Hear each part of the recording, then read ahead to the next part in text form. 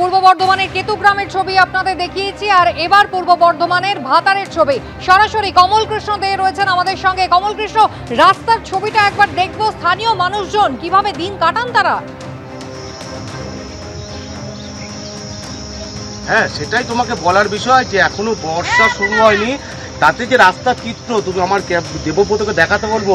এইটা হচ্ছে রাস্তা, আর ঠিক পাশেই হচ্ছে ধান জমি। এটা রাস্তা নাকি ধান জমি না একটা পুকুরের একটা অংশ বিশেষ, এইটাই হচ্ছে বোঝা যাচ্ছে না।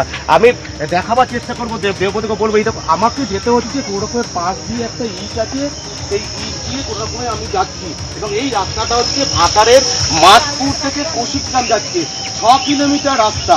এই যে 1.5 কিলোমিটার রাস্তা এখন এরকম ভাবে মাটি হয়ে আছে, বৃষ্টি পড়লে তো আর কথাই নেই, রাস্তার অবস্থা এরকম হয়ে যায়। এবং দূরেই আছে হাই স্কুল, সেই হাই স্কুলে কিন্তু সাধারণ মানুষ যারা ছাত্রছাত্রী তারা কিন্তু এই রাস্তা দিয়ে যেতে হয় না, দীর্ঘ পথ তারা ঘুরে যেতে হয়। আমি কথা বলবো স্থানীয় মানুষজন, দাদা এই তো রাস্তার বেহাল অবস্থা, একদম বেহাল অবস্থা। তো আমরা চাইছি গ্রামের মানুষ যাতে এই রাস্তাটা হয়, আমি সেটা তো বারবার চাইছি, আপনাদেরকেও নিয়ে এসেছি যাতে আমি সেই রাস্তাটা করতে পারি। এবং পঞ্চায়েতকে বলেছেন এই রাস্তা কতদিন ধরে বলে তেতো হয়ে গেছে, পঞ্চায়েতকে বলে তেতো হয়ে গেছে, মানে তেতো হয়ে গেছে। আজকে কেন বলছি ঝাঁটা ধরবো, কেন বলছি ঝাঁটা ধরবো বলুন তো দাদা? কেন পঞ্চায়েত কিছু করছে না? কোনো কিচ্ছু নেই। ভোটের সময় এসে তখন ভোটটা চায় মা মাসি পিসি বলে, তারপরে ভোট হয়ে গেলে গ্রামের মানুষকে আমাদের কুকুর মনে করে, কুকুর মানুষ মনে করে না। এই রাস্তা বিয়াল হয়ে চলা যাতায়াত করেন কিভাবে করুন তাহলে আপনারা বলুন। এই তো কালকে রাত্রে এখানে পড়ে গিয়েছিলাম, এই পরে একবার হাত ভেঙেছে, দেখুন হাত ভাঙা। একদম তুমি কুসুমিতা শুনতে পাচ্ছ যে এই রাস্তা দিয়ে চলাচল করে হাত ভেঙেছি, নাজেহাল অবস্থা। এবং আর একটু দূরে আমি দেখাচ্ছি, জায়গায় কিন্তু কাদা এবং হচ্ছে মাটি, প্রায় কোথাও হচ্ছে 6 ইঞ্চি, কোথাও 8 ইঞ্চি পুরো ঢুকে গেছে। এইরকম অবস্থা 1.5 কিলোমিটার পেরোতে হয়, তারপর 1.5 কিলোমিটার পর কিন্তু পাকা রাস্তা পায়, তারপর হচ্ছে তারা কৌশিকগ্রাম যেতে পারে।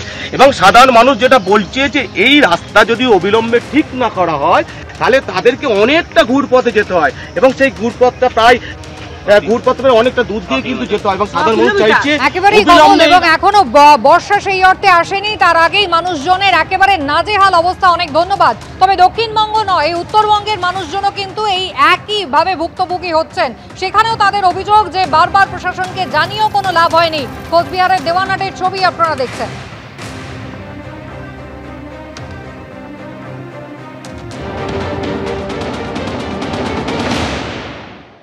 বেহাল রাস্তার জন্য চূড়ান্ত দুর্ভোগে কোচবিহারের দেওয়ানহাট গ্রাম পঞ্চায়েতের ঘেগিরঘাট গ্রামের বাসিন্দারা।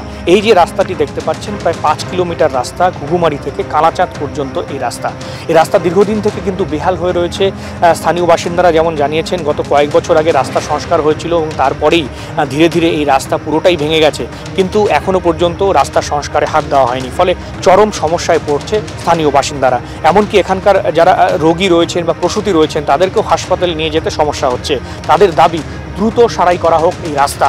স্বাভাবিকভাবেই এখন প্রশ্ন উঠছে, আর কতদিন দুর্ভোগে থাকবে এই গ্রামের বাসিন্দারা? ক্যামেরায় শুভ সার সঙ্গে শুভেন্দু ভট্টাচার্য, এবিপি আনন্দ, কোচবিহার।